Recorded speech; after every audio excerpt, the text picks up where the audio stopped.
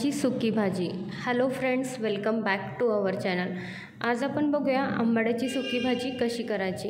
वेगवेगळ्या पद्धतीने आंबाड्याची भाजी ही केली जाते। आता आम्ही कशी करतो आंबाड्याची भाजी ती आज आपण बघूया। सुरुवातीला इथं एक जोडी आंबाड्याची भाजी घेतलेली आहे आणि त्याची फक्त पानं आपल्याला घ्यायची आहेत। कोवळी देठांचा सुद्धा वापर इथं करायचा नाही आहे। आता भाजी सगळी निवडून घेतलेली आहे। तर भाजीसाठी आपल्याला इथं थोडेसे शेंगदाणे, थोडीशी तुरीची डाळ आणि थोडे तांदूळ, म्हणजे हे सगळं एकत्र करून अर्धी वाटी होईल इतपत हे सगळं भिजवून ठेवायचं आहे। भाजी करायच्या आधी अर्धा तास हे सगळं भिजवून ठेवायचं आहे। भाजी आहे ती स्वच्छ निवडून घेतलेली आहेत, म्हणजे भाजीची पानं काढून स्वच्छ धुवून नितळून ठेवलेली आहेत। सगळ्यात सुरुवातीला आंबाड्याची भाजी आहे ती आपण शिजवून घेणार आहोत।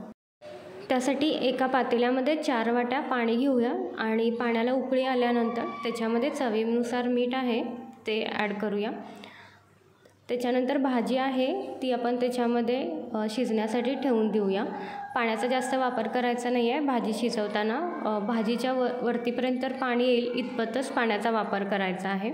झाकून ठेवून एकत्र करून घ्यायचं, हे सगळं पाण्यामध्ये भाजी एकत्र मिक्स करून घ्यायची आणि त्याच्यानंतर झाकण ठेवून द्यायचं।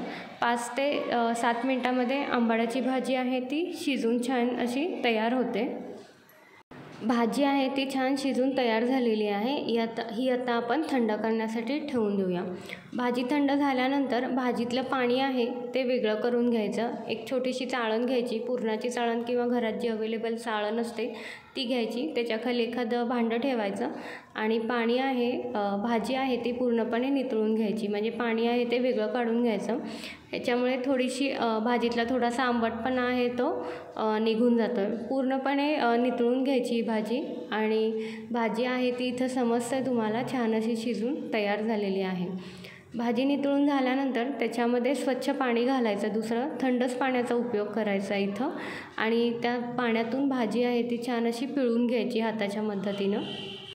भाजी आधी शिजवून घेतल्यामुळे आणि त्यातलं जे पाणी आहे ते बाजूला काढून असं पिळून घेतल्यामुळे भाजीतला जो आंबटपणा आहे तो थोडासा कमी होत आहे। आता जे आपण भिजवून ठेवलेलं आहे म्हणजे शेंगदाणे, तांदूळ आणि डाळ आहे ते एकत्र करून घ्यायचे, हाताच्याच मदतीनं मिक्स करून घ्यायचं। आता आपण ह्याच्यामध्ये 1 चमचा हळद आणि अर्धा चमचा हिंग आहे ते एकत्र करून घेऊया। इथं मसाल्यातल्या चमच्यांचा वापर केलेला आहे। त्याच्यासोबतच 2 चमचे शेंगदाण्याचा कूटसुद्धा आपण ह्याच्यामध्ये आत्ताच मिक्स करून घ्यायचा आहे। आता ह्या सगळ्या मिश्रणाला आपण फोडणी द्यायची आहे। त्यासाठी कढईमध्ये 1 पळी तेल आहे ते गरम करून घेऊया। तेल गरम झालं की एक मध्यम आकाराचा कांदा बारीक चिरलेला छान असा परतून घ्यायचा आहे। गुलाबी रंग येईपर्यंत कांदा आहे तो परतून घ्यायचा आहे। भाजी जेव्हा आपण शिजवून घेतलेली आहे त्याचवेळी मीठ आपण ह्याच्यामध्ये मिठाचा वापर केलेला आहे, त्यामुळे गरज लागली तरच इथं मीठ वापरायचं आहे। कांदा छान परतून झाल्यानंतर ह्याच्यामध्ये आपण हिरवं वाटण आहे ते चवीनुसार ॲड करायचं आहे। हिरवं वाटणामध्ये आपण आलं, लसूण, मिरची, जिरं, थोडासा हिंग, थोडीशी हळद आणि मीठ ह्याचा वापर केलेला आहे आणि मिक्सरमधून ह्याची बारीक अशी आपण पेस्ट करून घेतलेली आहे। हिरवं वाटणाला छान असं तेल सुटल्यानंतर भाजी आहे ती आपण ह्या मिश्रणामध्ये एकत्र करून घेऊया। छान अशी मिक्स करून घ्यायची। कांदा आहे तो पूर्ण भाजीमध्ये मिक्स करून घ्यायचा आहे आणि त्याच्यानंतर ज्या प्लेटमध्ये आपण हे सगळं मिश्रण केलं होतं त्याच्यामध्ये अर्धी वाटी पाणी आहे ते घेऊया आणि ते पाणी आहे ते ह्या भाजीमध्ये एकत्र करून घ्यायचं आहे। भाजी शिजण्यासाठी आधीच भाजी शिजलेली आहे, पण आपण जे डाळ वगैरे वापरलेली आहे तीसुद्धा शिजणं गरजेची आहे, त्याच्यासाठी आपण ह्या पाण्याचा वापर केलेला आहे। आता ह्याच्यामध्ये आपण अर्धा चमचा कच्चं तेल आहे ते ॲड करूया आणि झाकण ठेवून भाजी आहे ती शिजवून घेऊया। 5 ते 7 मिनटामध्ये छान अशी आंबाड्याची सुकी भाजी शिजून तयार होते। आंबाड्याची सुकी भाजीची रेसिपी तुम्हाला कशी वाटली हे कमेंट्स करून नक्कीच सांगा।